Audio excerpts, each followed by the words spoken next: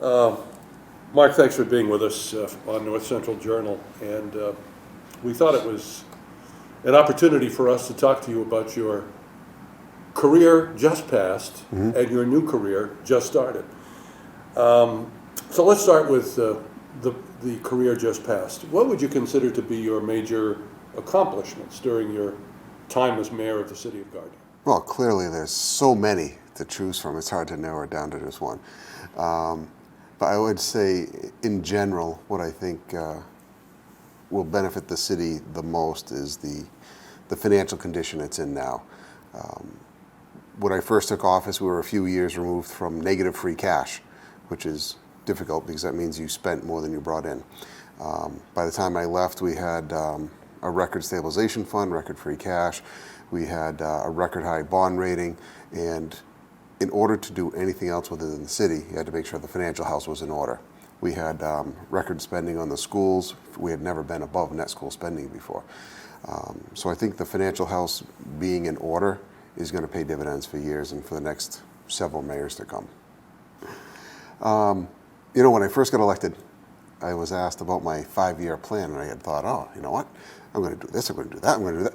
And then about 6 months in, then Senator Bob Antonioni announced his retirement, and I said, well, that just threw a monkey wrench in my plans. And I never had a plan after that, so I just continued to do the job, and as things came up, and I had a list, and once that list was exhausted, it seemed to, oh wait, now there's a second page, and it just kept going on and on. So I never really thought of a job outside of what I was doing as mayor. I grew to really enjoy it and love it. But then the city council saw fit that there should be no increase in the mayor's salary for 4 years. That would be 8 out of 14 years in the corner office with no increase. And as I'm looking through the annual earnings report, I'm seeing that there are now 6 department heads, direct reports to me, that make more money than me. Every principal, every vice principal, teachers, guidance counselors, firefighters, they're all making more than the chief executive officer. And I told them, I said, you really have to fix this because I'm not going to stand for another 4 years of zeros. And it was a split vote, 6-5. And I think that night I went down and I hopped on the MMA website and saw that there was an opening in Westminster, and I said, wow. So I made the decision then and there that it's the same job. It's more respected, though. It's hard to say how. I'm not saying it was a poor income. It was paid well, but it wasn't paid appropriately. I could have not run for mayor, stayed as the community development director, and I'd be making more money than the mayor. I could have gone to be the treasurer collector. I had more experience than the person we eventually put in that position, but I decided, no, I like being mayor, and I think the city council will do the right thing. So I would have stayed for a 2% increase, which is what everyone else had.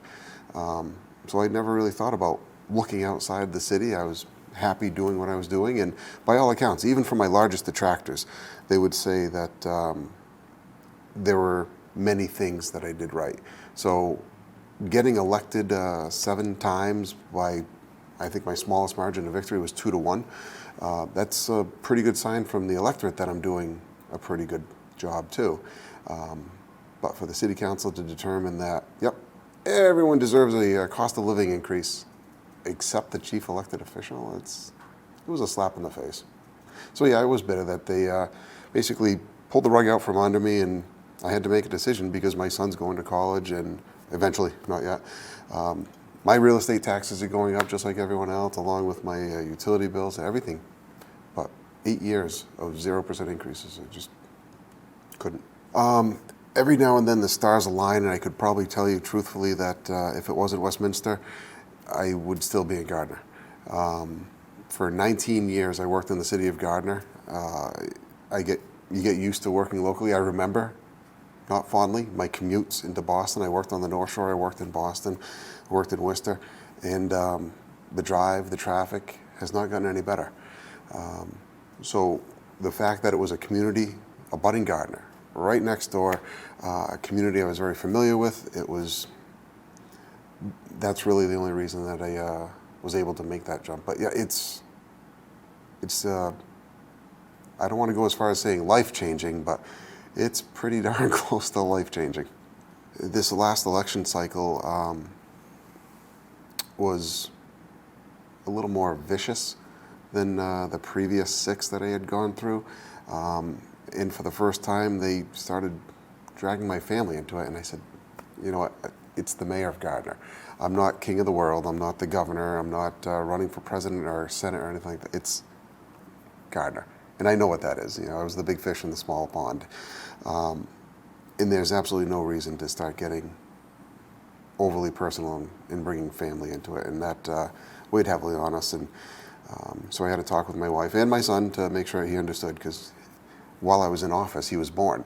So now being 11, he has a greater understanding, and he understands probably more about the political aspects of some jobs than most adults.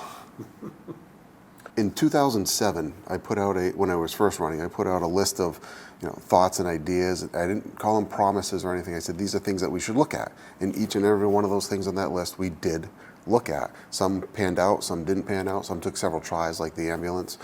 And one of them was, we should really look at the form of government, because particularly local government, the town administrator, the town manager, the mayor, these are becoming very technical and specific jobs.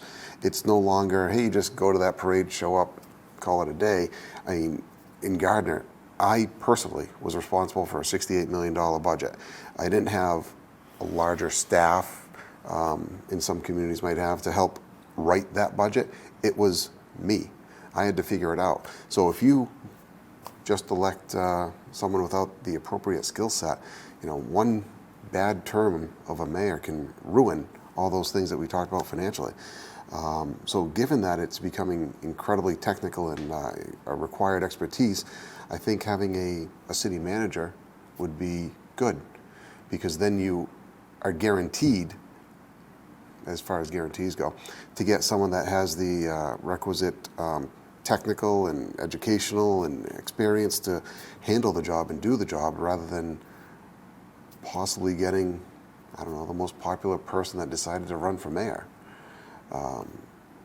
So I was not really surprised when we went through the charter review that the Citizens Committee came back with they want to keep the mayor form, but I still think, particularly for a small city like the city of Gardner, a city manager might be the best way to go. What will you miss, do you think? What will you miss the most? Now that you're not the mayor of Gardner, what will you miss the most about that job?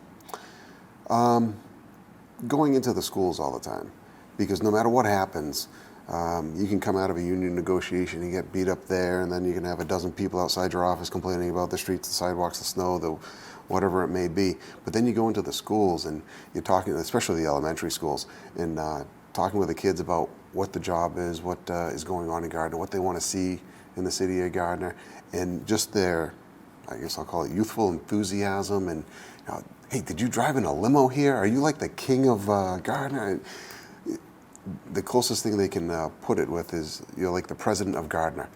And it's always exciting. I used to give, I can't tell you how many tours of City Hall and talk about the history of Gardner and so forth to the different students. And that's probably the thing I'll miss the most.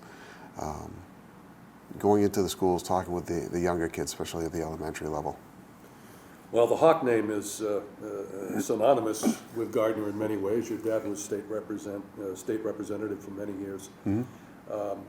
Did you think of that? Did you consider, gee, my dad was state rep, I've been the mayor, and now the name is going away? Did you ever think about what? Oh, I don't think the name's going away. I think I'm incredibly fortunate that my father gave me such a good name, and I've just been trying to carry on the tradition of the good name. Perhaps my father was a bit more tactful in certain situations. I tend to be more blunt. But I am not, the fact is not lost on me that I think a good portion of the reason why I won initially was because my last name was Hawke. And I realize I'm fortunate in that. And people would always ask me, have you ever thought about moving up to state rep, and I said, I'm not sure that's moving up. My father loved the legislative aspect of it. He liked the debates and the camaraderie of the House and so forth. I do not like that aspect of it. I like if someone comes to me and says, hey, this playground is broken. All right, I'm going to get that playground fixed. I don't want to have to bring it back to a committee and vote on it and discuss it and possibly see something happen eventually. I'm more of a get it done type of guy, which I guess is why I'm a little more blunt too. The challenge for me is figuring out the difference between city and town government, but that's something that's easily overcome. Westminster's in a very good position, but that does not mean they are without their challenges. The public safety building is in similar condition to what it was in Gardner, except there's a police and fire department in one building, and they're overcrowded, and there's some structural concerns with the building, so they are going through the process of what do we do, how do we handle this, and what can we afford, because obviously the revenue in the town of Westminster is much less than what it was in Gardner. So it's all numbers. The decimal point maybe just moved over one spot. One of the benefits of Westminster is the landfill. That has a shelf life, and that shelf life is coming very close to an end. So it's what do you do after that? And that could be 4 years, could be 6 years. So there has to be some planning done now. That's one of the things I lamented, is that there was no planning when the Gardner landfill closed. It was just a $2 million swing. You lost $1 million in revenue and you picked up $1 million in expense. So it's proper planning, and that's one of the strengths of Westminster. That's one of the things that I really liked in looking at everything about Westminster and their finances. These guys have it together. They understand it. I don't have to try and sell them on a capital plan. I don't have to sell them on stabilization funds and preparing for OPEB, and they get it. So there are some challenges. Those challenges might not be here today, but they're going to be here in a few months and a few years. So it's preparing for those things. You don't have to run a campaign to be town administrator. Huge bonus. As long as I do the work and do it properly and do it well, I think I'll be able to stay. They have a history of Karen was here for 19 years, and I think Wayne was here for 19 years before that. So there seems to be a history of longevity, and again, the commute's not bad for me. Although I'm still told I can't call it a commute. It's not long enough. Well, so you go from the Chair City to the Cracker Town, but it's next door. Yeah. It's 4.5 miles door to door for me. And going to City Hall was probably about 2. So I doubled my commute, but I still can't call it a commute. Well, congratulations. The relationship that we have had, both personally and professionally, has always been positive and important, and we look forward to continuing that. And thank you for being on North Central Journal. Welcome to Westminster. Come back anytime. We're going to... Before we get started on talking about your new job, we want to look at your career as a state legislator, which began shortly after the ice storm back in December of 2008. Yep. You had been elected in November. We had the ice storm, and remember it so clearly, and it raised so much havoc in Lunenburg and towns that you serve. And I just wondered, to begin with, what were your challenges, aside from the ice storm? As a freshman legislator, what was it like? Your first time in politics, and here you are. How do you get started? Yeah, there's no orientation, that's for sure. And, you have to hit the ground running. I didn't even know how to get around the building. So, I go in, I hire my first staffer. We have one staffer. She had never worked in the building. And so the two of us were trying to figure it out together. Everything from the best way to commute in to who do I call for this or that. And so it takes a long time. Even just to understand, you kind of understand the legislative process from I'm just a bill, but to actually file legislation, follow it through, and then the budget process is another whole process. It took that first term to really learn it. And relationship building, it's got to be important not only within your own party, but across the aisle. Tell us about that process. That is actually the easiest part. So especially coming from this area, the delegation is is bipartisan. You know, we have Republicans and Democrats, and we all get along really well. I think the secret is you care about your district first. You know, the bigger political issues come second. And we all had that feeling. And Jen Flanagan was the senator. She really kept us together at that time. And being able to work across the aisle is critical, especially for this region. Now, if you come from Cambridge or someplace else, I'm sure those reps don't think about this very much. But for out here, it was critically important. And still now, my closest friends in the House, several of them are Republicans. We work really well together. We support each other. Now, you've become a member of a number of caucuses, the Clean Energy Caucus, the Caucus of Women Legislators, the Special Education Caucus. How long does it take to find your niche and what your passion is, and then to pursue and go in that direction? So I think I came in automatically with some of that. I was a school committee member in Lunenburg. So education was the number one issue for me when I first ran. I'm a big believer in public education for all kids, including kids with special needs. And so I was really passionate about that. I got to be the only freshman member of the education committee my first term. So, you know, I took that really seriously. So looking at some of those caucuses were really easy. And then, of course, energy and renewable energy and energy resiliency coming out of the ice storm really taught me a lot. It was sort of a crash course in utility infrastructure and sort of the vulnerabilities around that.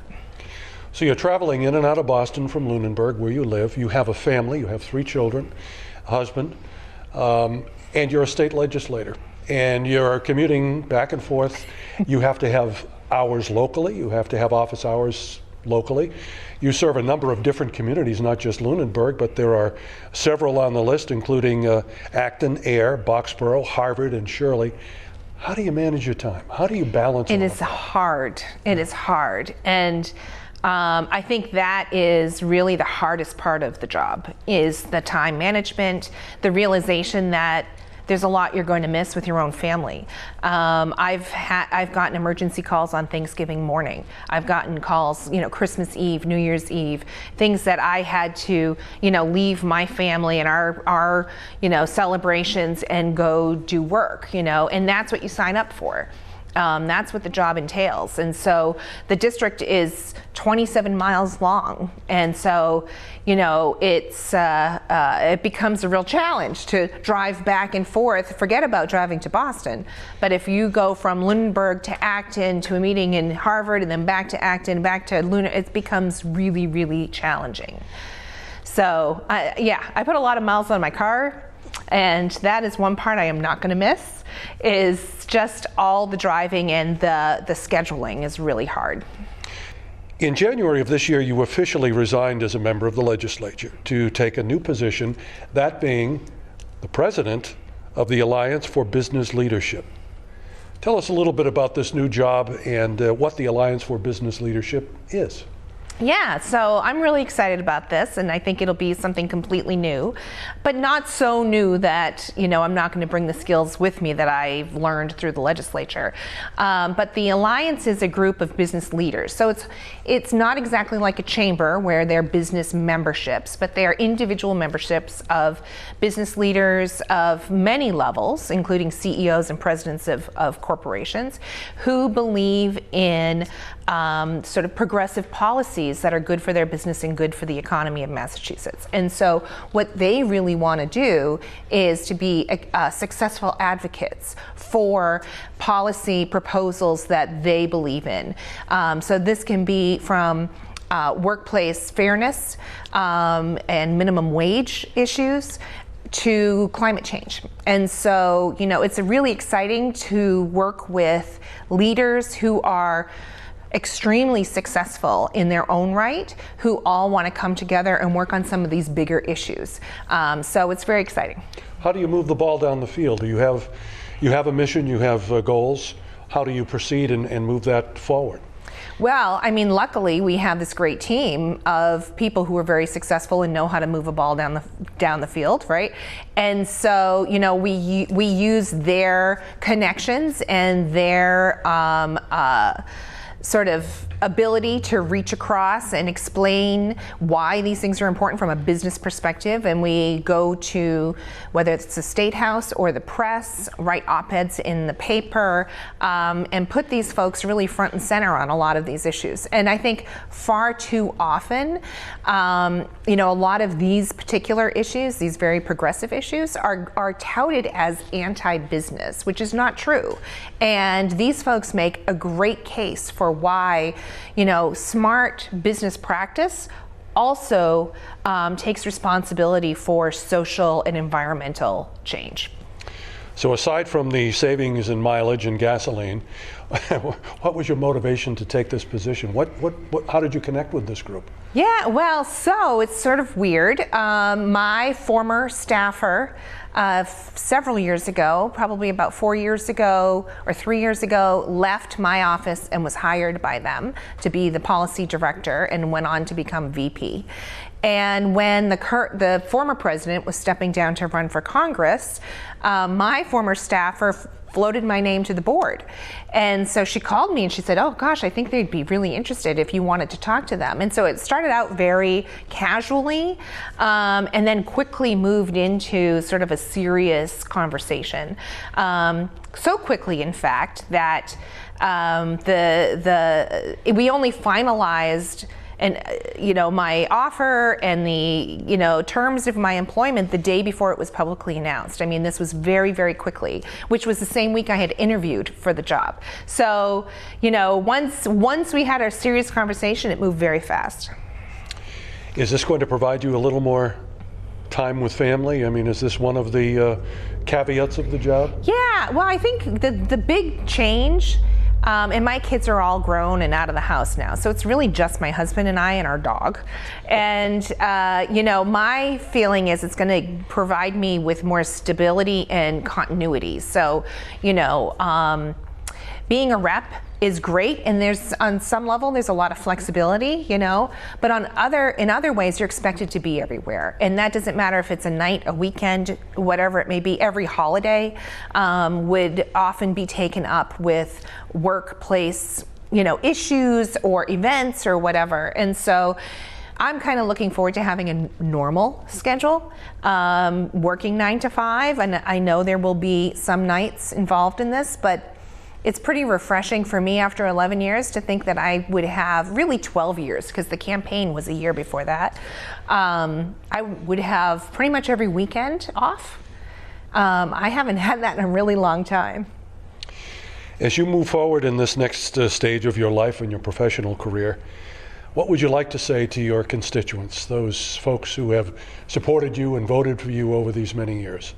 Well, I mean, this is the hardest part, right? The hardest part in leaving the district. And, you know, I've been so blessed with an outpouring of thanks and gratitude and support, you know, even though this came up quickly, wasn't something I necessarily was planning to do at this time, but it just seemed like a good fit. And, you know, I've really enjoyed doing what I'm doing because I love the people I serve. And, you know, being part of that community, several times people would ask me, you know, are you going to run for higher office? Are you going to run for governor or for Congress or whatever? And I always said, no, why would I want to do that? Because I want to be right here on the ground.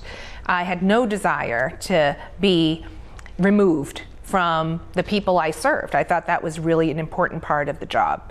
And so, I just, you know, I have to thank them for so many years, 11 years in elected office in the district, and then 5.5 years before that in the town of Lunenburg. It's been really an honor. Well, we want to congratulate you. We, from a personal standpoint, want to thank you for your friendship. You've always been someone that we could reach out to from the media perspective, whether it was radio or now Access Television, and we will miss you in that role, but certainly wish you the best of luck, and I'm sure we'll see you around. Yeah, absolutely. I'm still around. Thanks.